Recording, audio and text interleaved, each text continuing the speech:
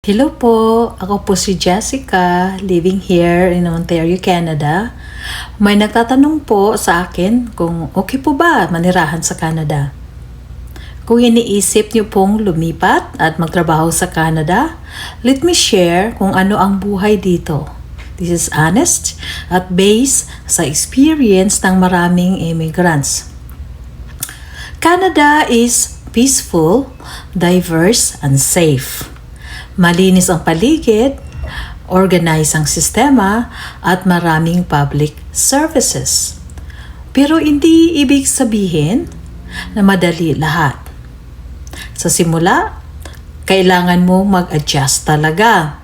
Lalo na sa weather. Sobrang malamig dito pag winter, depende kung saan dito sa Canada. At of course, mag-adjust ka rin sa bagong culture, right? Standard of living is generally high. May access ka sa clean water, good education, at safe neighborhoods. Pero mahal ang cost of living sa mga big cities tulad ng Toronto at Vancouver. Kaya dapat marunong kang mag-budget. Maraming trabaho para sa mga immigrants dito. Lalo na sa mga sektor na kulang sa workers, kagaya ng healthcare, mga nurses and caregivers. Meron din constructions and trades, sa food service and hospitality, tech and IT, truck driving and logistics. So, kahit hindi ka agad makakuha ng dream job mo, pwede kang magsimula sa entry level para ka makabuild ng Canadian experience. Canada has a stable economy pero hindi ibig sabihin na madali ang simula.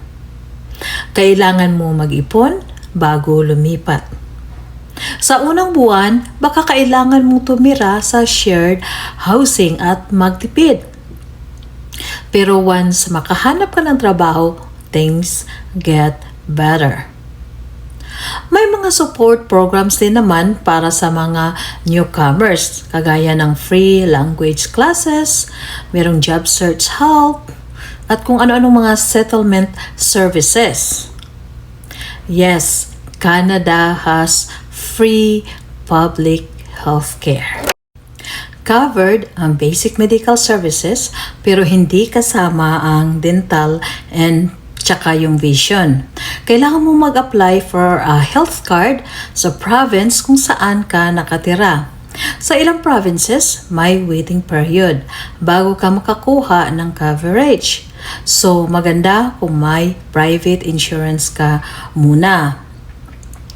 Is it worth leaving everything behind? Yun yung mga common questions na naririnig ko.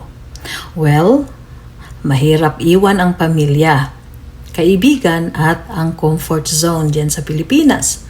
Pero kung ang goal mo ay better future, mas maraming opportunities dito. Canada is welcoming to immigrants and you can build a good life here. Hindi madali, pero posible. Basta may tiyaga, diskarte at open mind, makabuo ka ng bagong buhay. Sana po nakatulong ang info na ito. Kung may tanong kayo, huwag mahiyang magtanong dyan sa comment section. Canada might just be the fresh start you're looking for. Salamat po and God bless sa inyong journey. Thank you for watching. Bye for now.